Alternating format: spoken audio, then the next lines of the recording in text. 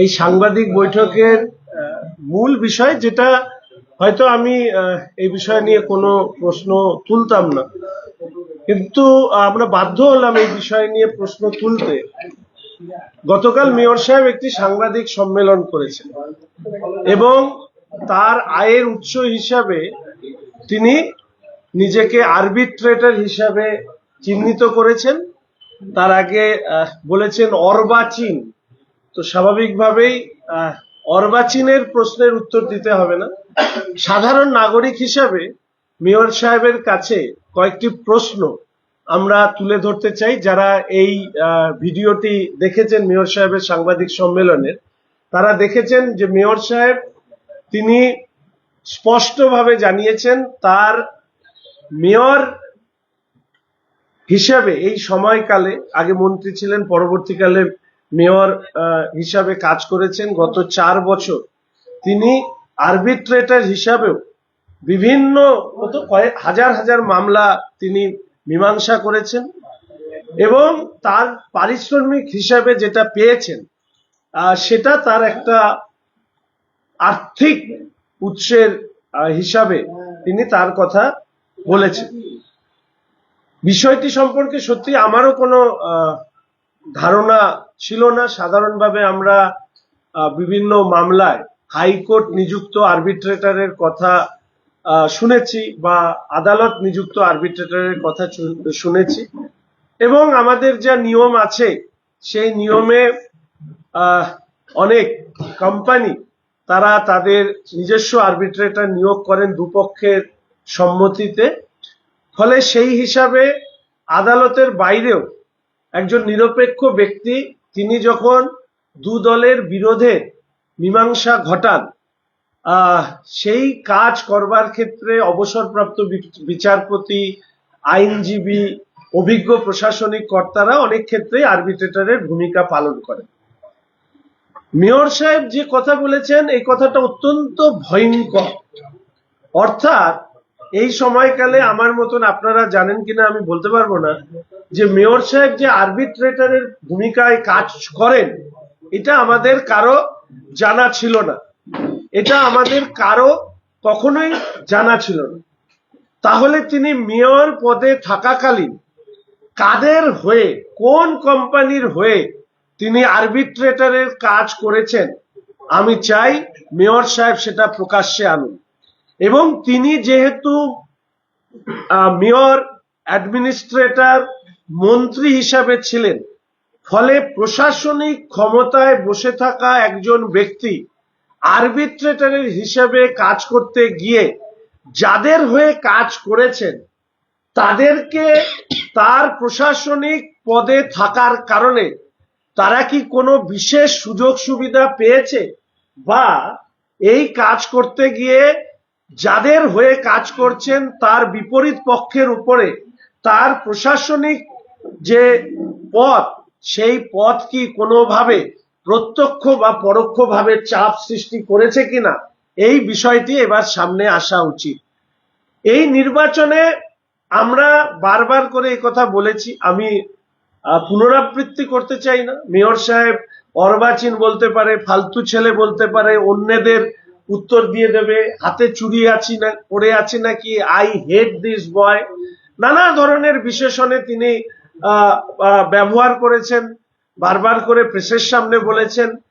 আজকে সেই জায়গায় দাঁড়িয়ে আমরা মেয়র সাহেবের কাছে শুধু এই অনুরোধ করতে চাই যে মেয়র সাহেব, জনগণের সামনে আপনি প্রকাশ করুন কোন কোম্পানির হয়ে আপনি আরবিট্রেশনের কাজ করেছেন, তার কি এগ্রিমেন্ট আছে, এবং প্রশাসনিক পদে থাকার পরেও তিনি যে এই আরবিট্রেশনের কাজ করেছেন সেই কাজ করবার সময় তার প্রশাসনিক পদ প্রত্যক্ষ বা পরোক্ষভাবে কোনো ধরনের চাপ সৃষ্টি করেছেন কিনা এটা সামনে আসা উচিত। ইতিমধ্যেই আপনারা দেখেছেন যে বিপুল অর্থ খরচ করা হয়েছে, মানে যে পরিমাণ অর্থ খরচ করা হচ্ছে এই নির্বাচনী প্রচারে, এবং যা সামনে আসেনি এই রকম ভাবে এই অর্থের উৎস সম্পর্কে অনেক মানুষই কৌতূহলী।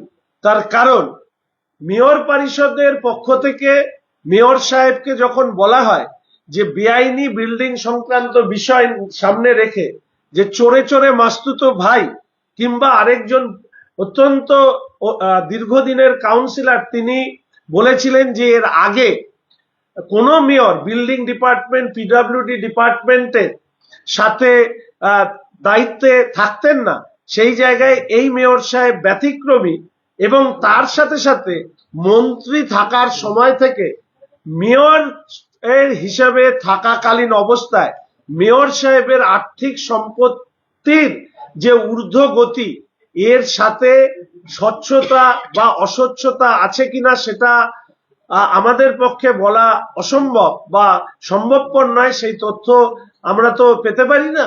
কিন্তু আপাতত দৃষ্টিতে শিলিগুড়ি শহরে নির্বাচনী প্রচারের কাজে যে পরিমাণ অর্থ ব্যবহার করা হয়েছে এর থেকে বেশ কিছু প্রশ্ন তৈরি হয়েছে।